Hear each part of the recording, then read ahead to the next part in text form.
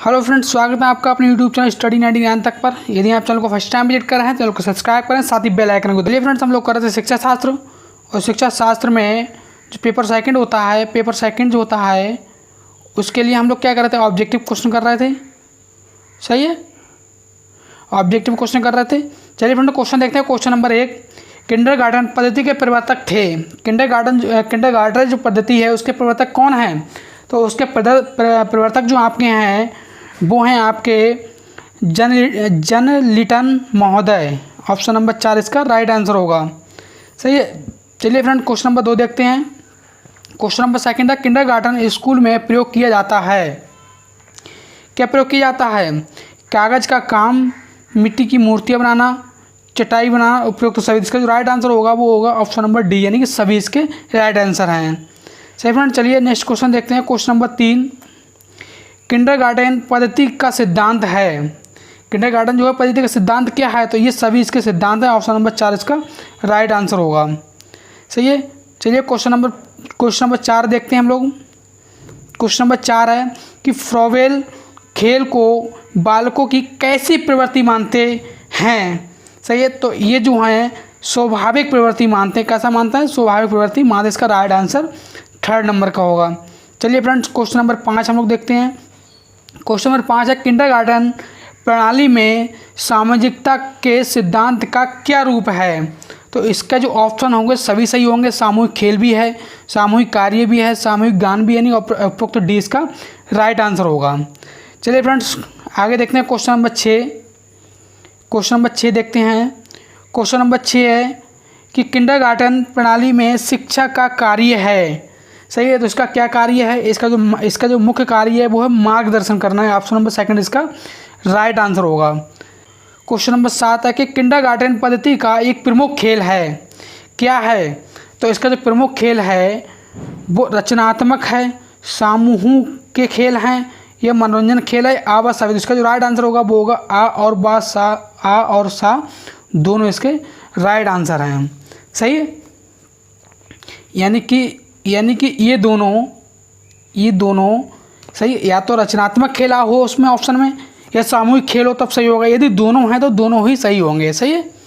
चलिए फ्रेंड्स, आगे देखते हैं। क्वेश्चन नंबर 8 है कि बालक एक अविकसित पौधा है जो शिक्षक रूपी माला की देख रेख में बढ़ता है। ये कथन किसका है? तो ये जो कथन है ये फ्रोवेल का कथन है। ये बात फ्रोवेल ने कही है। सही है। किसकी है? फ्रोवेल की ये बात है। चलिए फ्रेंड्स, आगे देखते हैं। क्वेश्चन नंबर 9 कहता है, किंडरगार्टन प्रणाली में बालक के किस प्रकार के विकास को सैद्धांतिक मान्यता दी गई है? सैद्धांतिक मान्यता दी गई है। तो इसका जो राइट आंसर होगा वो स्वतः विकास। ऑप्शन नंबर 3 इसका राइट आंसर होगा। चलिए फ्रेंड्स, क्वेश्चन नंबर 10 देखते हैं हम लोग आगे। क्वेश्चन नंबर 10 है, किंडरगार्टन प्रणाली में सर्वाधिक महत्व दिया जाता है। किसको दिया जाता है? तो उसमें सर्वाधिक महत्व दिया जाता है वो दिया जाता है आपका खेल को। सही है। इसमें जो आपका ये एक ही ऑप्शन है। सही है। पढ़ने लिखने को ये थोड़ा गलत हो गया यहाँ पर। एक ही ऑप्शन है पढ़ने लिखने को। सही है। चलिए फ्रेंड्स, आगे देखते हैं। क्वेश्चन नंबर 11 है, किंडरगार्टन शिक्षा पद्धति का उपहार है। तो इसका उपहार क्या है? इसके जो तीनों उपहार हैं इसके, यानी कि बेलन भी इसका उपहार है, गोला भी है और घन भी है। सही है। तो ऑप्शन जो डी है वो इसका राइट आंसर होगा, उपयुक्त तीनों।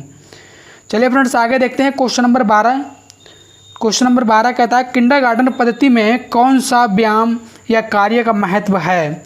तो इसका जो राइट आंसर होगा वो भी ऑप्शन डी होगा, यानी कि धागा बुनना भी है, टोकरी बनाना भी है, चटाई बनाना भी है, यानी ऑप्शन नंबर डी इसका राइट आंसर होगा। चलिए फ्रेंड्स, आगे देखते हैं। क्वेश्चन नंबर 13 कहता है, किंडरगार्टन पद्धति के पाठ्यक्रम में कौन सा विषय सम्मिलित किया जाता है? तो इसका जो राइट आंसर होगा वो होगा ऑप्शन नंबर डी, यानी कि इसमें भी इसके तीनों ऑप्शन सही हैं, यानी कि भाषा, धार्मिक, निर्देश और कला, यानी तीनों विषय इसमें शामिल किए जाते हैं। ऑप्शन नंबर जो 4 है इसका सही होगा। चलिए फ्रेंड्स, आगे देखते हैं।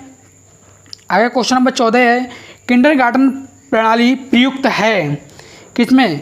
ये जो है शिक्षा के लिए, शिशु शिक्षा के लिए। ऑप्शन नंबर ए इसका राइट आंसर होगा। शिशु शिक्षा के लिए क्या है? ये प्रयुक्त है ये। सही है। आगे देखते हैं। क्वेश्चन नंबर 15 हम लोग देखते हैं। क्वेश्चन नंबर 15 है कि किंडरगार्टन प्रणाली में शिशु की शक्ति का विकास किया जाता है। सही, शिशु की शक्ति का विकास किया जाता है तो किस रूप में किया जाता है? वो आपका किया जाता है प्राकृतिक रूप में। किस में किया था? ऑप्शन नंबर ए इसका राइट आंसर होगा।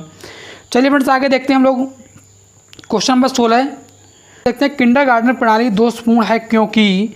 सही, तो इसका जो राइट आंसर होगा वो होगा तीनों। सही, ये तीनों कमियां हैं। बालक की स्वतंत्रता का दुरुपयोग होता है, यही बात सही है। दार्शनिक विचार अधिक हैं, ये भी है। शिक्षा का विषय पुराना है, ये भी है। तीनों कमियां हैं, सही, इसलिए दोषपूर्ण है।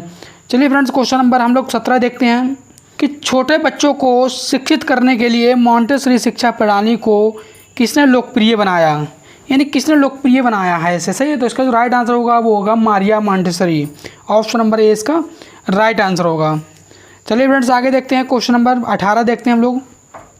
क्वेश्चन नंबर 18 है इसका, मॉन्टेसरी शिक्षा प्रणाली में अधिक बल दिया जाता है। तो अधिक बल जो दिया जाता है वो दिया जाता है व्यवहारिकता पर दिया जाता है, यानी ऑप्शन नंबर सेकंड इसका राइट आंसर होगा। चलिए फ्रेंड्स आगे देखते हैं क्वेश्चन नंबर 19 कि मॉन्टेसरी शिक्षा प्रणाली का सिद्धांत है। सही है, तो इसका सिद्धांत क्या है? इसके तीनों सिद्धांत हैं। विकास के लिए शिक्षा भी, ये भी सही है। पूर्ण स्वतंत्रता, आत्माभिव्यक्ति, ऑप्शन नंबर डी इसका राइट आंसर होगा। चलिए फ्रेंड्स आगे देखते हैं क्वेश्चन नंबर 20, मॉन्टेसरी ने अपनी शिक्षा प्रणाली को किन भागों में विभाजित किया है? तो इसका जो राइट आंसर होगा वो उपयुक्त तो तीनों, इसका राइट आंसर होगा। चलिए फ्रेंड्स आगे देखते हैं क्वेश्चन नंबर 21। क्वेश्चन नंबर 21 है कि मॉन्टेसरी शिक्षा प्रणाली मुख्यतः किस आयु के बालकों के लिए है? तो राइट आंसर होगा वो होगा 3 से 6 वर्ष तक, यानी ऑप्शन नंबर थर्ड इसका राइट आंसर होगा। चलिए फ्रेंड्स आगे देखते हैं क्वेश्चन नंबर 22। क्वेश्चन नंबर 22 कहता है कि मॉन्टेसरी शिक्षा प्रणाली में उत्तरदायित्व की भावना का भाव उत्पन्न करती है। तो इसका जो राइट आंसर होगा वो होगा अनुशासन, यानी ऑप्शन नंबर सेकंड इसका राइट आंसर होगा। चलिए फ्रेंड्स आगे देखते हैं आगे क्वेश्चन नंबर 23। क्वेश्चन नंबर 23 है कि मॉन्टेसरी ने अपनी शिक्षा प्रणाली को कितने भागों में बांटा है? तो इन्होंने जो बांटा है वो बांटा है 3 भागों में। कितने बांटा है? 3 भागों में बांटा है। चलिए फ्रेंड्स क्वेश्चन नंबर 24 देखते हैं। मॉन्टेसरी शिक्षा प्रणाली में चक्षु इंद्रिय शिक्षा दी जाती है। तो किस में दी जाती है? ये जो दी जाती है वो जाती है रंगों की गोलियों से। रंगों की गोली से, ऑप्शन नंबर सेकंड इसका राइट आंसर होगा। सही, आगे देखते हैं क्वेश्चन नंबर 25। क्वेश्चन नंबर 25 कहता है कि मॉन्टेसरी शिक्षा प्रणाली में गणित की शिक्षा के लिए प्रयोग किया जाता है। तो इसमें जो प्रयोग किया जाता है वो किया जाता है लंबी सीढ़ी का। यहाँ पर थोड़ा गलत हो गया है, सिवनी हो गया है, यहाँ पर होना चाहिए लंबी सीढ़ी। ये सिवनी ना होकर क्या होगा? यहाँ पर सीढ़ी होगा। क्या होगा? सीढ़ी। सही है। चलिए आगे देखते हैं क्वेश्चन नंबर 26 और लास्ट क्वेश्चन यही है, मॉन्टेसरी शिक्षा प्रणाली कैसे बालकों के लिए अनुपयुक्त है? तो इसका राइट आंसर होगा वो होगा प्रतिभाशाली। चलिए फ्रेंड्स, यदि वीडियो आपको पसंद आई हो तो वीडियो को लाइक करें, कमेंट करें, शेयर करें। जय हिंद दोस्तों, वंदे मातरम।